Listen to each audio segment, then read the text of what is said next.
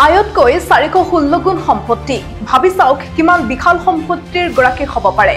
সম্প্ৰতি অসমত চৰ্চাৰ কেন্দ্ৰবিন্দু হৈ পৰিছে ৩৬ বছৰীয়া এগৰাকী সুন্দৰী এছএছ বিষয়া নাম হৈছে নুপুৰ বৰা।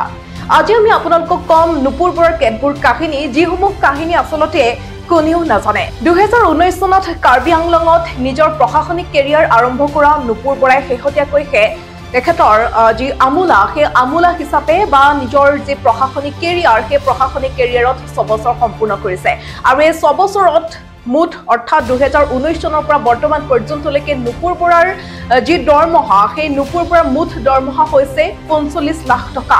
কিন্তু 6 বছৰত মাত্ৰ 45 লাখ টকা দৰমহা লাভ কৰা নুপুৰ বৰাই বাৰু কেনেদৰে 2 কোটিৰো অধিক টকাৰ সম্পত্তিৰ গৰাকী হ'ল? নুপুৰ বৰাৰ পৰা উদ্ধাৰ কৰা হৈছে 14ডাল সোণৰ চেইন, 2ডাল হীৰাৰ নেকলেছ, হীৰাৰ আঙুঠি 15টা, 3ডালকৈ হীৰাৰ ব্ৰেচলেট। গুৱাহাটীৰ 3 ঠাইত নুপুৰৰ আছে ফ্লেট, গুৱাহাটীৰ 2টাকৈ স্থানত আছে মাটি। গুৱাহাটীৰ গোটানগৰস্থিত ঘৰৰ পৰা নগদ 92,50,400 টকা উদ্ধাৰ কৰা হৈছে।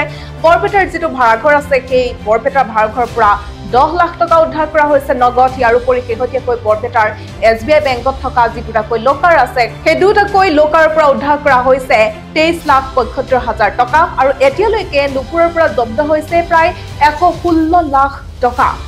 বৰ্তমান কামৰূপ জিলাৰ গৰৈমাৰীৰ ৰাজচক্ৰ বিষয়া হিচাপে কৰ্মৰত নুপুৰ বৰাই জনসেৱাৰ নামত জনতাক লুটিপুটি খাইছিল। ৰাইজৰ বাবে কৰা প্ৰতিটো কামৰ বাবে নুপুৰ বৰাৰ আছিল বেলেগ বেলেগ ৰেট, বেলেগ বেলেগ নিৰ্ধাৰিত কিছুমান ৰেট আছিল নুপুৰ বৰাৰ। চিঠা নামজাৰি প্ৰতি বিঘাত 30ৰ পৰা 40,000 টকা লৈছিল। উত্তৰাধিকাৰীৰ নামজাৰিৰ নামত প্ৰতি বিঘাত লৈছিল 7ৰ পৰা 10,000 টকা। মাটি বেচা কিনাৰ অনুমতি লৈছিল প্ৰতি বিঘাত 15ৰ পৰা 40,000 টকা। অটোমিউটেশ্যনৰ বাবদ লৈছিল 7ৰ পৰা 15,000 টকা।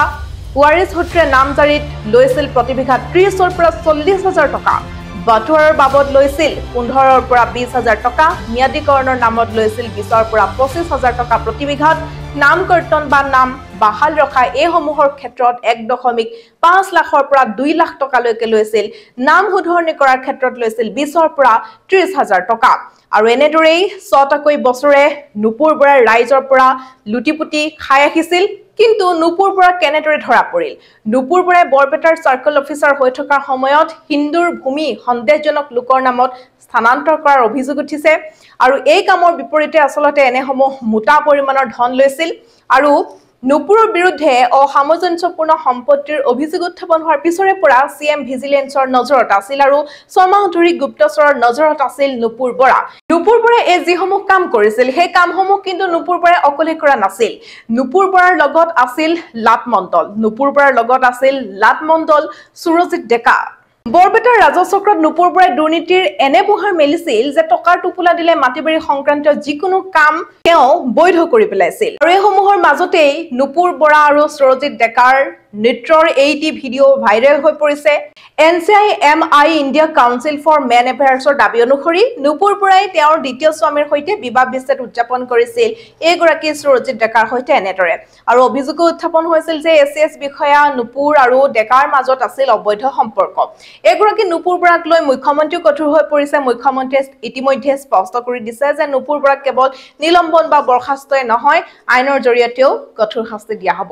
ৰাকেশ পাল বাহিনীৰ কেলেংকাৰীৰ ঢৌ মাৰ নযাওঁতে এবাৰ নুপুৰ বৰা কেৱল মাত্ৰ নুপুৰ বৰাই নহয়, অসমৰ লগতে দেশৰ বিভিন্ন প্ৰান্তত এনে বহু আচলতে নুপুৰ বৰা আছে যিয়ে নেকি জনতাৰ সেৱা নহয়, টকা সম্পত্তিৰ পাহাৰ গঢ়িবলৈকে অসামৰিক সেৱাত যোগদান কৰে। নুপুৰ বৰা হয়তো আজিৰ কেলেংকাৰীৰ মুখ্য নাম হৈ পৰিছে, কিন্তু কেৱল নুপুৰ বৰাই নহয়, অসম, দিল্লী পৰা আদি কৰি অন্ধ্ৰপ্ৰদেশলৈকে কাহিনীৰ পুনৰাবৃত্তি হৈ থকাই আমি দেখিবলৈ পাইছো। যেতিয়ালৈকে এইসমূহ কেলেংকাৰীৰ বিৰুদ্ধে পদক্ষেপ শক্তিশালীভাৱে লোৱা নহ'ব, যেতিয়ালৈকে এইসমূহ কেলেংকাৰীৰ বিৰুদ্ধে উত্তৰ শক্তিশালী নহ'ব আৰু যেতিয়ালৈকে জবাবদিহি লোভতকৈ অধিক শক্তিশালী নহ'ব, তেতিয়ালৈকে এনেধৰণৰ কেলেংকাৰী আমি হৈ থকাই দেখিবলৈ পাম। কাহিনী একেই থাকিব, কেৱল মাত্ৰ সলনি হ'ব নাম, কেৱল মাত্ৰ সলনি হ'ব মুখ।